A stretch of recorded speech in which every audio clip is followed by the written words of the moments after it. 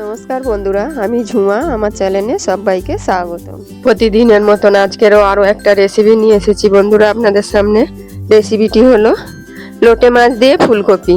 অসাধারণ কিন্তু খেতে হয় বন্ধুরা, নতুন ধরনের একদম রেসিপিটি।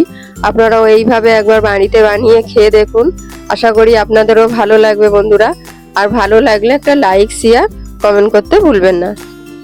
খেয়েছি কড়াতে আমি অল্প জল দিয়ে দেবো।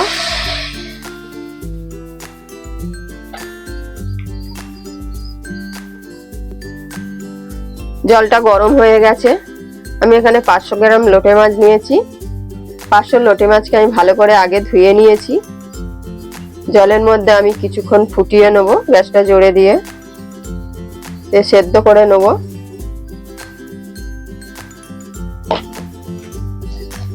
মাছের মধ্যে আমি অল্প নুন দিয়ে দেবো আর অল্প হলুদ দিয়ে দেবো। আমি কড়াতে আমি ঢাকা দিয়ে দিয়েছিলাম, ঢাকাটা আমি এখন খুলে দেবো। মাছটা সেদ্ধ হয়ে গেছে, আমি গ্যাসটা বন্ধ করে দিয়ে মাছগুলো জলটা ছেঁকে নেব।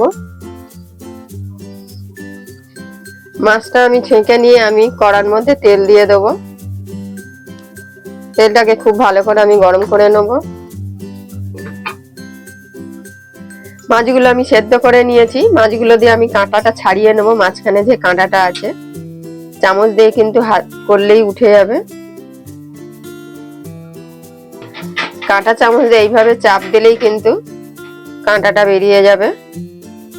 এইভাবে তুলে নেব আমি।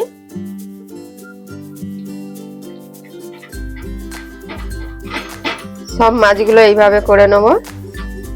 কাঁটাটা আমি এইভাবে তুলে নেব। একটা ফুলকপি আমি মিডিয়াম সাইজের কেটে নিয়েছি, নিয়ে ভালো করে ধুয়ে নিয়েছি। তেলটা গরম হয়ে গেছে, 1 চামচ জিরে ফোড়ন দিয়েছি।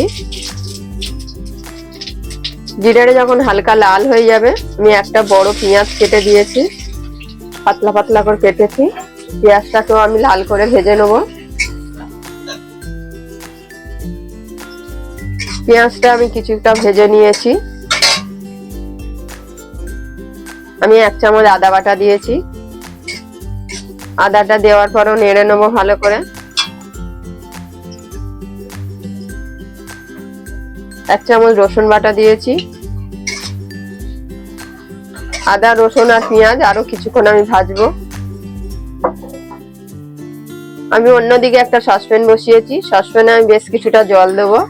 ফুলকপিগুলো আমি কেটে রেখেছিলাম, ফুলকপিগুলো আমি কিছুটা সেদ্ধ করে নেব। ফুলকপির মধ্যে আমি 1 চামচ নুন আর অল্প হলুদ দেব। আমি গ্যাস অন করে দিয়েছি, দিয়ে আমি ভালো করে সেদ্ধ করে নেব। পেঁয়াজ রসুন কিন্তু আমার ভাজা হয়ে গেছে। আমি আর পরিমাণ মতন হলুদ দেবো, লঙ্কার গুঁড়ো দেবো, এটা লাল হওয়ার জন্য কাশ্মীরি লঙ্কা, অল্প নুন দেবো, দিয়ে খুব ভালো করে আবার নাড়বো। 1 চামচ ধনে গুঁড়ো দেবো, দিয়ে আবার মশলাটাকে ভালো করে আমি কষিয়ে নেব। অল্প একটু জল দেবো যাতে মশলাটা না পুড়ে যায়। এবার যে মাছটা আমি সেদ্ধ করেছিলাম, মাছটা আমি কাঁটা ছাড়িয়ে নিয়েছি, দিয়ে দেবো। দিয়ে আমি ভালো করে কষাতে থাকবো। মাছটা দেওয়ার পরে কিন্তু খুব ভালো করে আমি কষিয়ে নেব। যতক্ষণ না তেল ছাড়বে ততক্ষণ কিন্তু এইভাবে নাড়তে হবে। ফুলকপিটা আমার সেদ্ধ হয়ে গেছে। আমি কিন্তু একদম পুরো সেদ্ধ করিনি, অল্প অল্প কাঁচা আছে ভেতরটায়।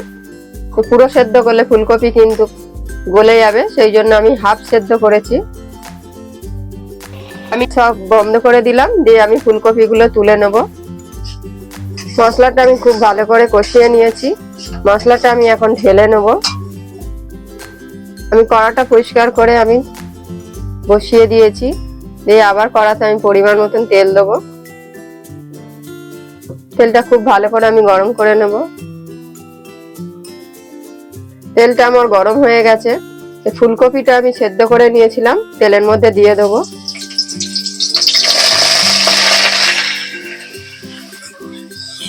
ফুলকপিটা আমি লাল করে ভেজে নেব। ফুলকপিটা আমি ভালো করে ভেজে নিয়েছি লাল করে।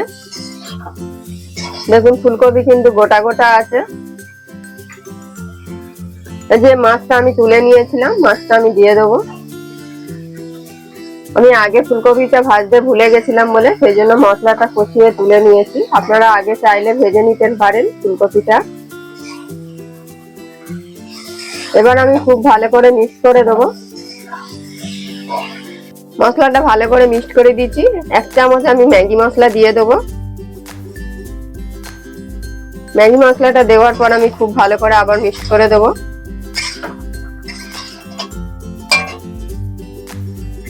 খুব ভালো করে আমি ম্যাগি মশলাটা মিক্স করে দিয়েছি। গ্যাসটা আমি এখন কমিয়ে দিয়েছি, দিয়ে আমি এখন ঢেকে দেবো। ফুলকপিটা যেহেতু অল্প কাঁচা আছে, ঢেকে ঢেকে করলে কি ফুলকপিটা সেদ্ধ হয়ে যাবে। ঢাকনিটা আমি খুলে নেব। ফুলকপি কিন্তু একটুও গলেনি, কিন্তু সেদ্ধ হয়ে গেছে ফুলকপি একদম। খুব আস্তে আস্তে নাড়াতে হবে। আমি এখন অল্প একটু জল দেব, খুবই অল্প জল দিয়েছি। জলটা দিয়ে একটু ভালো করে নাড়াচাড়া করে নেব। খুব ভালো করে একটু ফুটিয়ে নেব।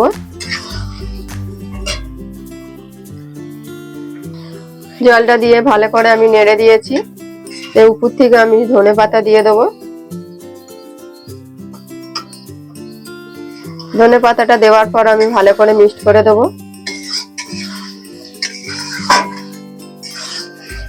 খুব ভালো করে মিক্স করে দেওয়ার পরে আমি গ্যাসটা কমিয়ে আবার কিছুক্ষণ ঢেকে দেবো, 2 মিনিটের মতন।